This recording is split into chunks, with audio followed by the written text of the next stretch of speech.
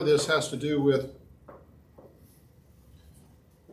politically, we've taken steps that have undone what have been traditional Judeo-Christian values. And now there's kind of an awakening, a revival, right?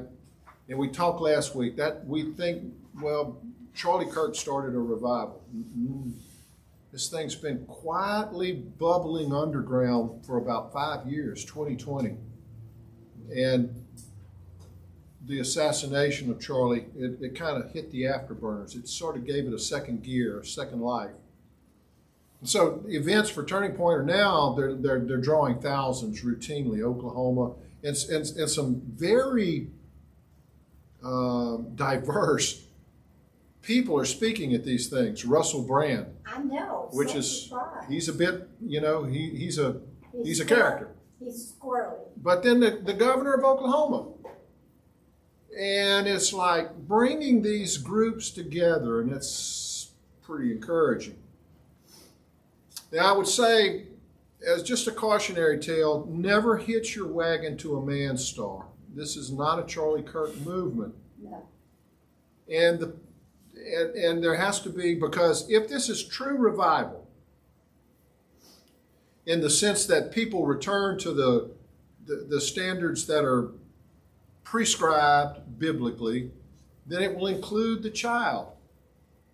Because if it doesn't, then it's kind of like, I was listening to the radio the other day, and it was one of the Christian stations, and this song, this kind of was repetitive. It kept saying that he always fights for me. He always fights for me. And that was, it said that several times. But that sort of begs the question, doesn't it? What should verse 2 be? Always fight for him.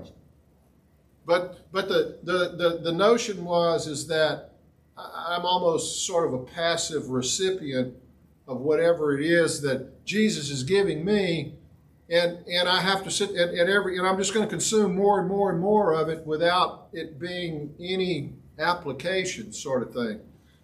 And he always fights for me, and I was just thinking to myself, well, make it easier for him. What the whole message to me was a little bit about this is all just God's going to bless you, but it didn't carry the depth and scope. So this revival, if it's just centered like that, if it's very self-centered and contained, I don't know that it's going to have legs, although it's been going quietly for 5 years now.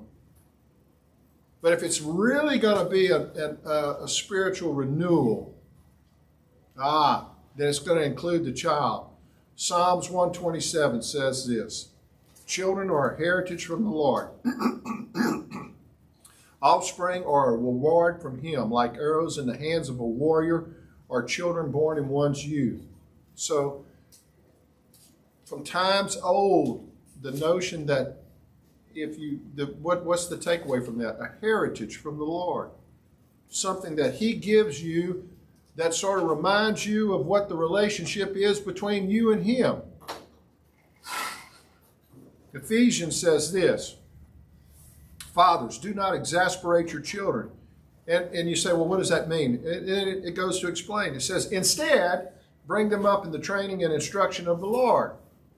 So what exasperates a child? When they're not brought up in the training and the instruction of the Lord, because now they're sort of having to just negotiate things without any boundaries, without any guardrails, and they just, where kids go with that. I didn't put this one in there, but we all train up the child in the way that he shall go, and he will not soon depart from that. That's wisdom. That's not gospel.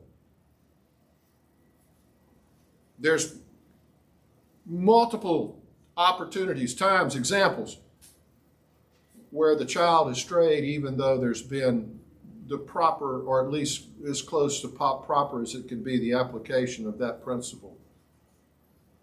But it's very good wisdom. I mean, what's the alternative? Well, don't train them up at all, and good luck with that. So, yeah, we understand that.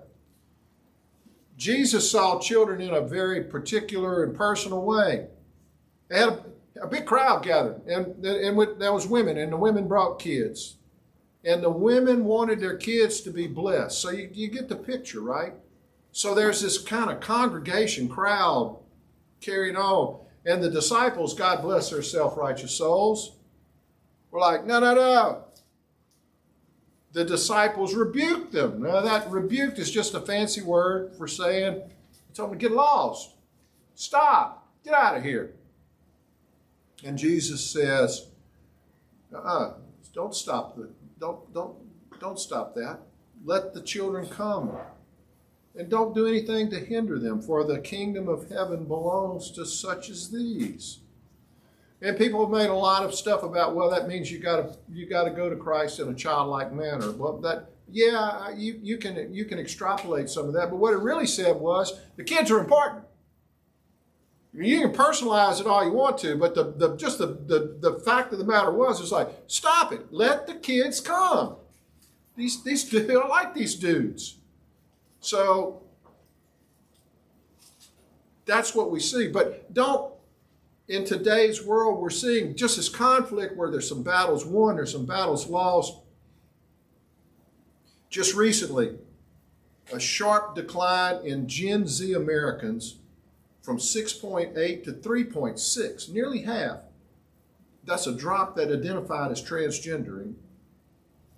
And that was very rapid. Now, the report's author is a guy named Eric Kaufman, and he told this organization, he said, this drop in transgender young people signals one of the first shifts away from progressive nonconformity of lifestyle and self-expression in 60 years. 60 years is important. That brings us back to about 66. And there's a lot of weird stuff happening around there that sort of birthed this, if you will. But if he's correct, he says, I believe we could be at the start of a gradual change towards a more post-progressive society, somewhat more socially conservative, or at least not as socially radical. Now, my gosh, there's enough gray hair in here to remember no one talked about these issues, 15 years ago, maybe 10 years ago, they started kind of bubbling. And then all of a sudden it was just like a powder keg. And it's dropped by half. Now, if it's dropped by half so fast, what does that tell you? There's people following the fad, right? The Beatles got a long haircut. I'm going to get a long haircut. It's that kind of thing, although much worse. So that's good news, but the battle for the child and the battle for the soul of the child is far from over. Check out this statistic. I leaked it. I leaked it to our group this morning. How many family members are involved in child trafficking cases by percentage? Almost half. Your family, your direct family, someone you know, love, trust, etc., is using you as a sex object and making some money off of it. That's absurd. You can't wrap your head around that. 50%. So what does that say about the family itself? It's blown to 1,000 pieces. And now we've got this thing about gender dysphoria, which we just discussed. A lot of people, the drop was a dramatic drop. But what was the science behind gender dysphoria? Where did that come from? Well, the guy's name, and we talked about him before, is John Money. He is a doctor. He was no impartial researcher. 2 identical twins were born. One of them was supposed to have a circumcision that was botched horribly, and he said, well, I'll just make him a girl. He won't know. We'll never tell anybody, and he'll grow up a girl, and he'll be well-adjusted, and he sold the parents on that. And then he doctored all kinds of studies and research and publications about how great everything was going. But what was happening is like when she was 6 years old, she didn't know any better. She wanted to play with fire trucks. and things like this. Well, this went on until the family, the puzzle finally just, it unraveled. Once the guy found out, he said, if I ever see him again, I'm going to attack him. I mean, it was a horrible, horrible deal. Both of the twins committed suicide.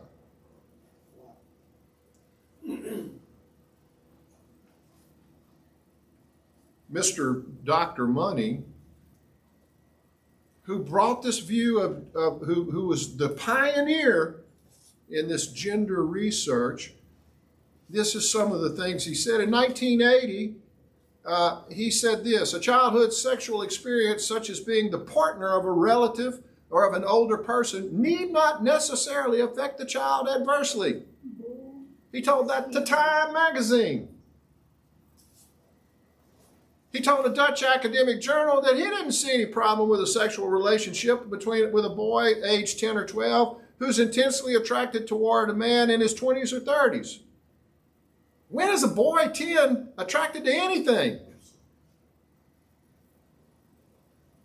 But if it's to 20s or 30s, that's fine. I guess if the 32, we draw the line there. I mean, we've got standards after all. I'm not going to have some 12-year-old chasing after some 32. My gosh, that's unheard of. 28? Well, That's okay. right. That was the science behind gender dysphoria. I'm not going to go into all the details. If you really want to read about it, just Google John Money.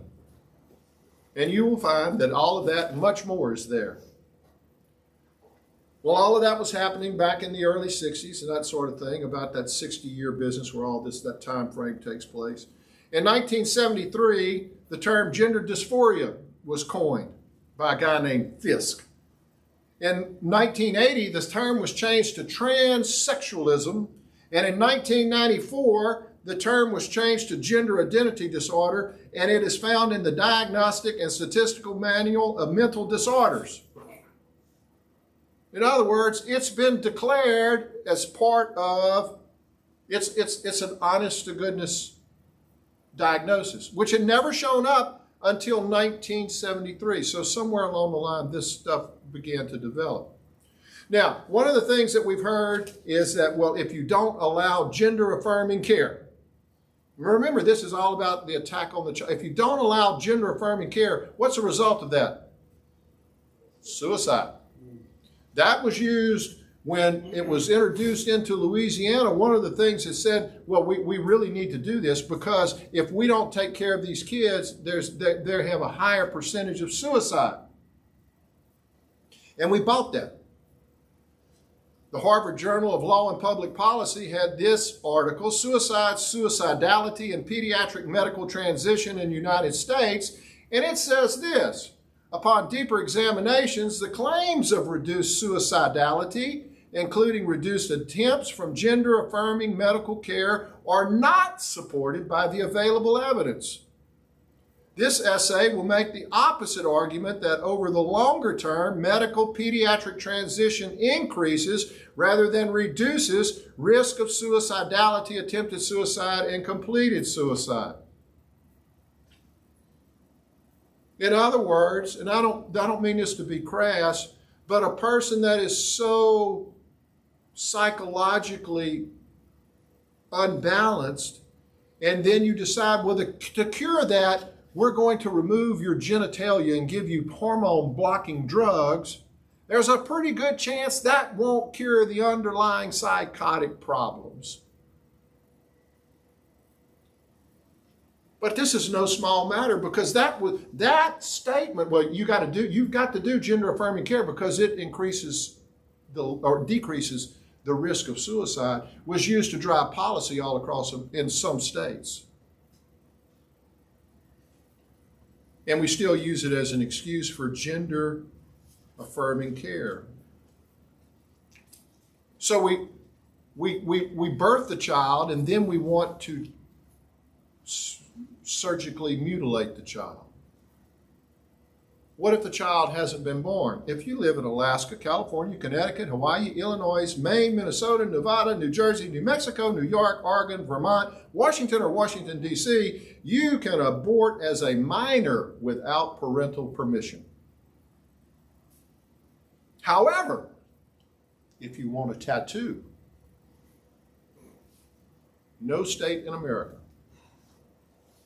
allows a tattoo without parental consent for a minor.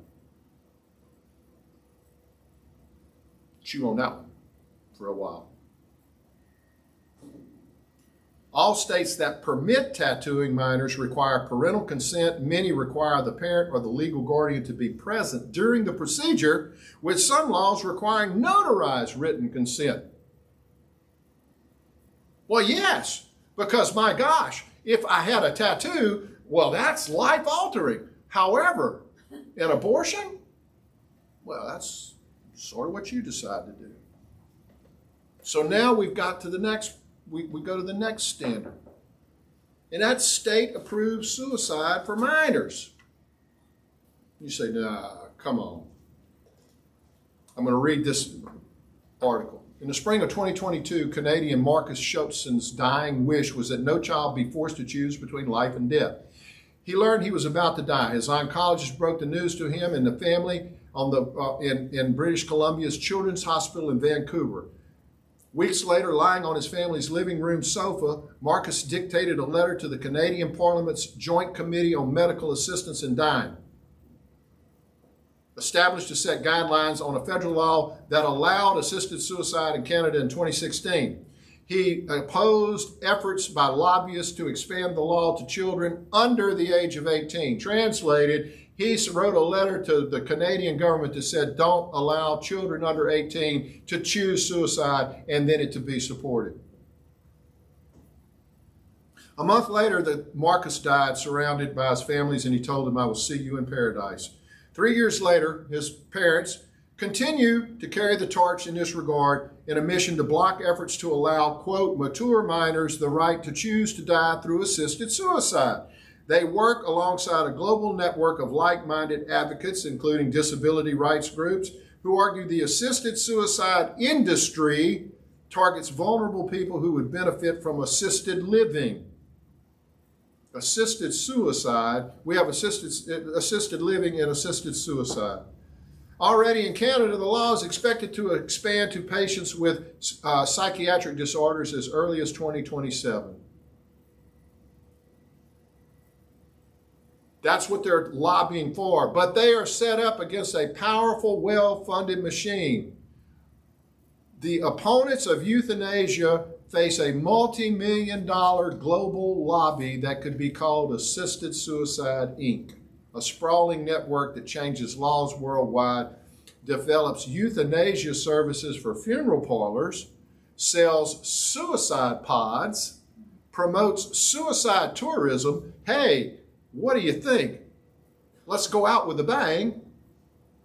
And also trains doulas for death. Doulas is some sort of a word that means coach friend. In other words, somebody grooms you for suicide and calls you, and they say they're your friend while they're doing it. All for a fee, of course. The global lobby calls assisted suicide in the language of civil rights and human rights, uses euphemisms in their names such as assisted dying, medical assistance in dying, dying with dignity, choice, end of life, completed life, final exit, it sounds like a horror movie, free exit, and the right to die. Does that all sound familiar? Euthanasia is legal for adults in Australia, Belgium, Colombia, the Netherlands, New Zealand, Spain, and hang on, 11 United States. But 3 countries, the Netherlands, Belgium, and Colombia, allow mature minors to die by assisted physician suicide. In February of 23, despite the pleas of Marcus and his parents, Canada's Special Joint Committee on Medical Assistance in Dying recommended the right to some youth, declaring that parents should be consulted, but that the will of a minor with decision-making capacity ultimately takes priority. The same debate has reached the United Kingdom. You see how this stuff starts? It starts and it never stops. It doesn't. America might have built a wall on the Texas border to stop people from coming in, but you can't stop ideas from coming in. There is no wall for that, except your own mind. The same debate has now reached the United Kingdom, where a bill to allow adult euthanasia is moving through the British Parliament. Earlier this year, the British House of Commons voted 259 to 216 to bar physicians from discussing assisted suicide with youth. You say, whoo, that didn't pass it. Listen to what I just said. Nearly half of the people voted for it. The movement's there. A British educator, Catherine Burbleson, she's known as Britain's strictest headmistress, believes it's a matter of time before youth are included. Assisted suicide will spread full stop. And the people allowed to do assisted suicide will grow, making it younger and younger. The story goes on to tell about a 17-year-old who actually committed suicide in Belgium with the assistance of a physician because his life was, quote, hopeless.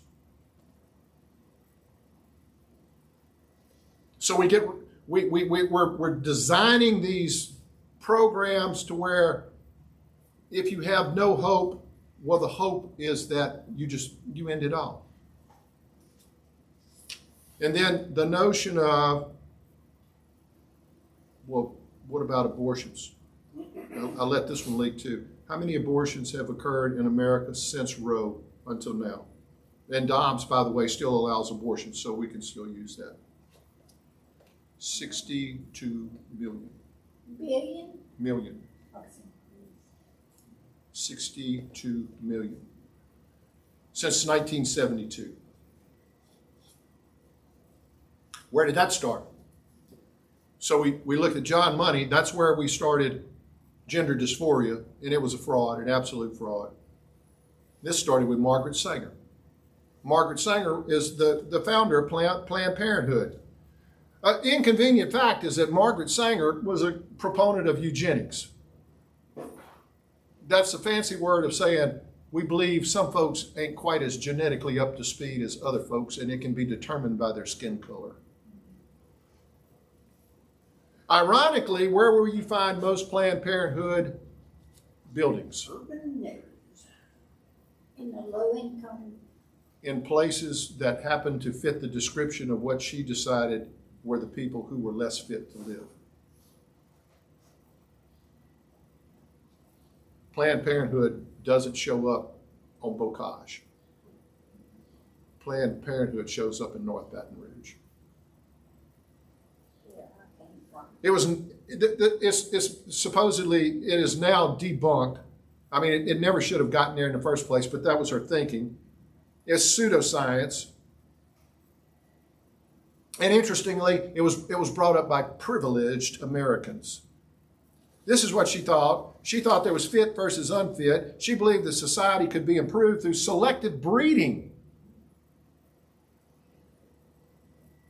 and argued that birth control should be used to prevent reproduction among those deemed unfit, such as the poor. Careful, go check your W-2s. The feeble-minded and the diseased. That's a little Hitlerian, isn't it?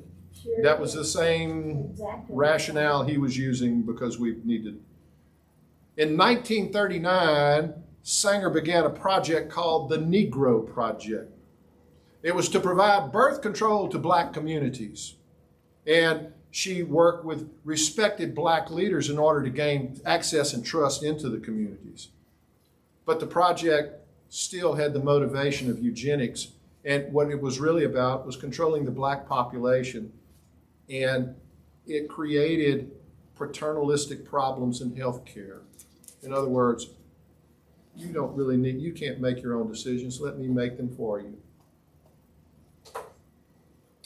While she was primarily focused on contraception, her views on consequential ethics, which prioritize outcomes over morality, led her to tolerate moral misgivings about abortions, viewing contraception as the better way to avoid unwanted pregnancies and dangerous abortions. So in other words, I prefer not to abort them. I just prefer that we just sterilize them, essentially. outcomes over morality, selective breeding. People are cattle, in this case, not in the image of God, but social constructs to be manipulated. So we've got Money with his gender dysphoria. We've got Sanger with Planned Parenthood and eugenics and the notion that these are substandard people that really don't need to be part of my existence. We've got, as a result of that, we've got legislation that starts to try and decide the suicide for minors. We really need to consider that. We've got states that allow abortion up to and till the time of birth. And it says here that she had consequential ethics, which brings us to our last player in this little scheme, Peter Singer. You say, well, I've never heard of Peter Singer. He was given Australia's highest civilian honor for his eminent service to philosophy and bioethics. This would be, what's the medal that Trump gave to Charlie? The Medal of Freedom. Medal of Freedom. Isn't that it? I think that's it. Yeah. That would be the Australian equivalent. In other words, the highest honor I can bestow upon a civilian I'm giving to you for your contributions to philosophy and bioethics. This is what Singer argues for. In cases, speaking about a child that's been born, where the child doesn't need a respirator, parents should be able to consult doctors to reach a considered judgment, including that the child's life is one that is not going to be a benefit for the child or their family, and that therefore it's better to end the child's life. Singer's also famously said before, if a house was on fire and there was a disabled child and a bunch of pigs, it makes more sense to save the pigs because the child has no valuable life to live. We created Roe v. Wade in 72, and in that ruling, they said that the fetus was, quote, a potential life, not a person. Therefore, it had no constitutional rights. And this was really about the right to privacy. Dobbs overturned that, handed it to the states, but as we've seen, there's no overarching moral standard. It's up to the church to introduce that step by step, piece by piece. The battle is there. This has been going on now for about 60 to 70 years, this progressive thinking. What's the biggest justification that's used for abortion? My body, my choice. And I thought about that, and then I realized that is a blasphemous statement twisting Jesus' own words. It's satanic. My body, my choice is used by one group to justify the taking of a life. Jesus said, my body broken for you for the remission of sins. My body, my choice. John 10 says it this way. The reason my Father loves me is that I lay down my life, not only to take it up again, No one takes it from me, but I lay it down of my own accord, my choice. I have authority to lay it down and authority to take it up again. This command I received from my Father, my body, my choice. Satan loves to take the constructs and the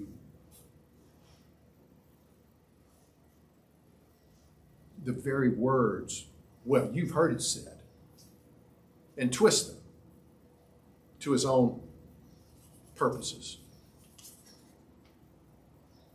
Matthew 20 says the same thing. Just as the Son of Man did not come to be served, but to serve and to give his life as a ransom for many. That's why I came. My body, my choice. American Pie, verse 5. Oh, and there we were in all one place, a generation lost in space. with no time left to start again. So come on, Jack be nimble, Jack be quick, Jack Flash sat on a candlestick, because fire is the devil's only friend. And as I watched them on the stage, my hands were clenched in fist of rage. No angel born in hell could break Satan's spell. And as the flames climbed high into the night to light the sacrificial rite, I saw Satan laughing with delight the day the children died.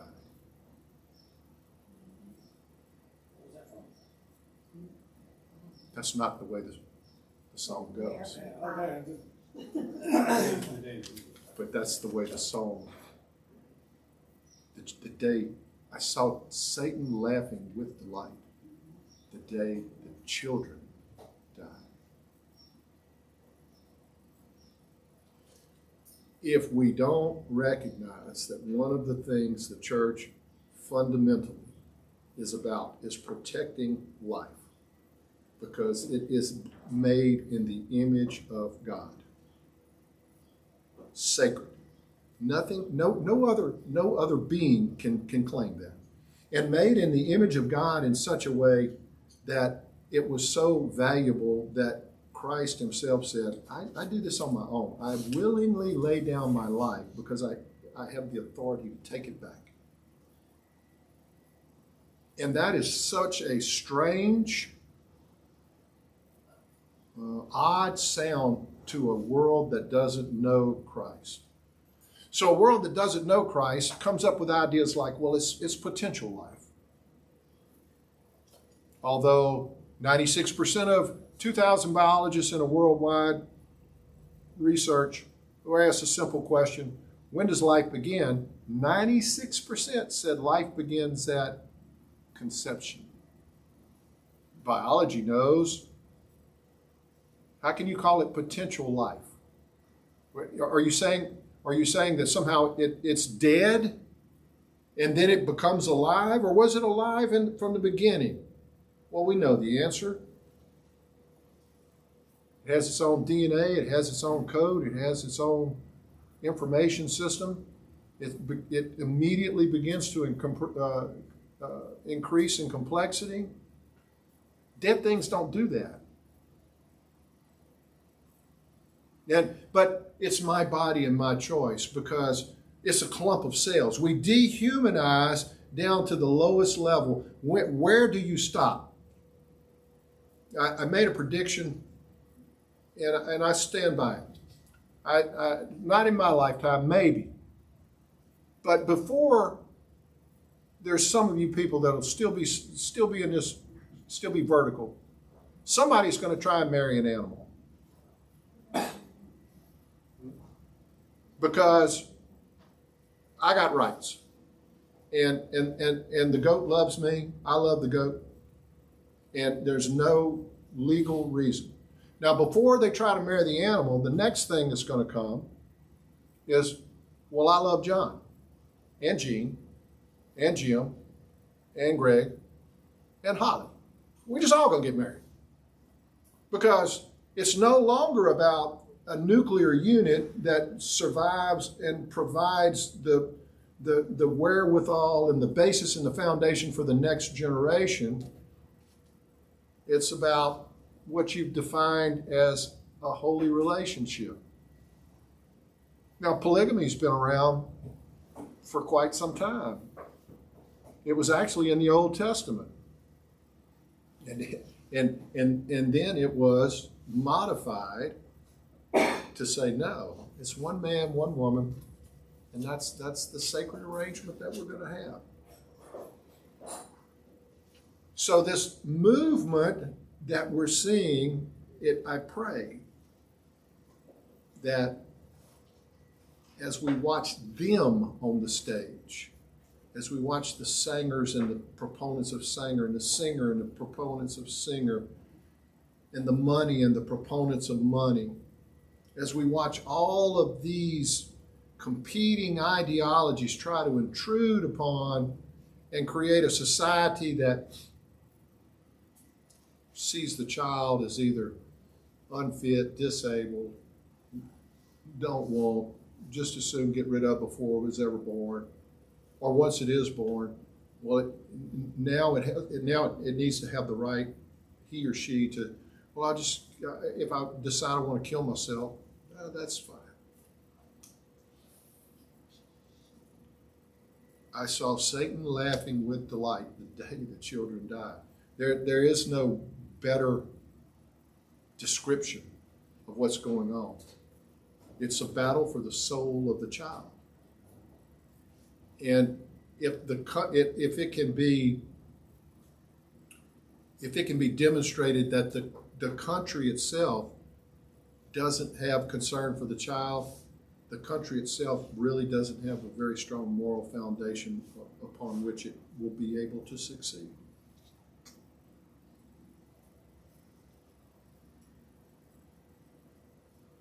In some way, we become Joseph Mengele, all of us, performing gross experiments and calling it somehow humane. There's no 17-year-old that should die by any kind of suicide. Because that sense of hopelessness, that sense of existence, is so counter to the Christian worldview that this world is not your home. This world, you may have troubles. This world will bring storms. This world, all of that. No, you won't pray yourself into a perfect life where nothing bad ever happens. Health and wealth preachers be hanged. It's not going to happen. You may wind up with cancer. You may wind up with leukemia. You may wind up with a cancerous eye. You may have a child that you just can't seem to get straight, that struggles. You name it, it's going to be there. The question is, where is your hope? For our sake, he made him who knew no sin to become sin. There's hope. Wait, you're telling me, I'm telling you that so that in him we might become the righteousness of God. How do you become more righteous than God's righteousness? You have become fully, holy, 100%, totally finished righteous. Where, O death, is your sting? It's all about perspective. If the most important thing in your life is something that can be controlled by someone else, you are doomed to fighting a tar baby, a marshmallow, the Michelin Man, right? You're just going to keep punching it. It just doesn't go anywhere. Because it just controls, because someone else can control it, someone else can manipulate it, and they will always use it towards the worst end. If what defines your life is existing outside of all of that,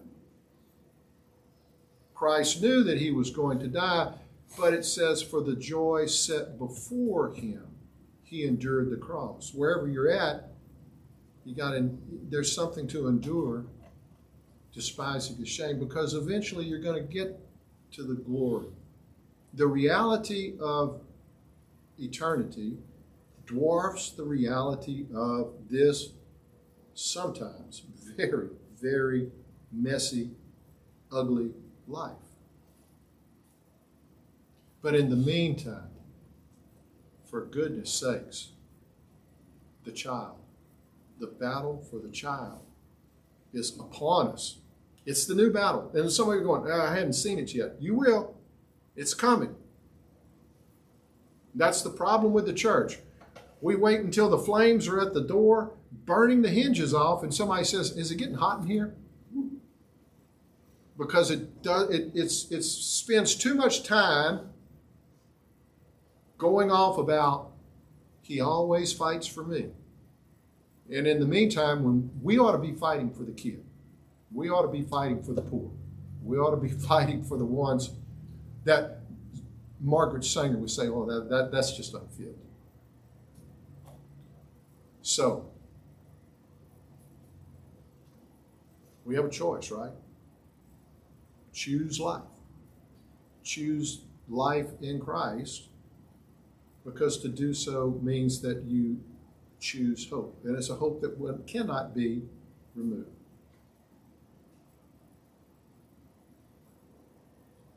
Take that with you. Father, we thank you for the opportunity just to put into contrast where the world tries to take our children and where you try to take our children. The world sees them as throwaways, potential life, unworthy of any dignity and recognition that they are from the womb fearfully and wonderfully made, and that you know who they are. And then when they leave the womb, the abuses, the horrors, the sex trafficking, just the ignoring, allowing children to be used as slave labor, whatever, is just disgusting. And whatever opportunities we may have to change that, may we gladly undertake them. And may we, as we deal with the children who feel like there's no hope, well, the simple thing to do is just to end it all, there's a far better plan. And whatever the pain and the suffering is of today, it pales in comparison to the future of eternity. We need to communicate that. The Christian needs to express that hope is undying.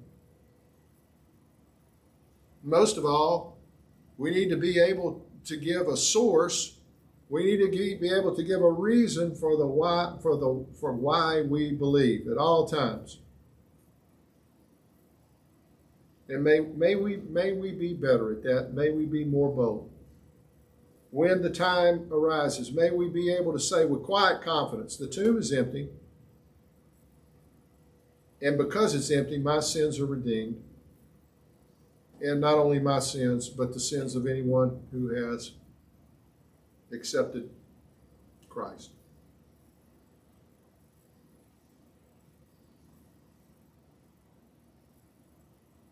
But whatever, in the meantime,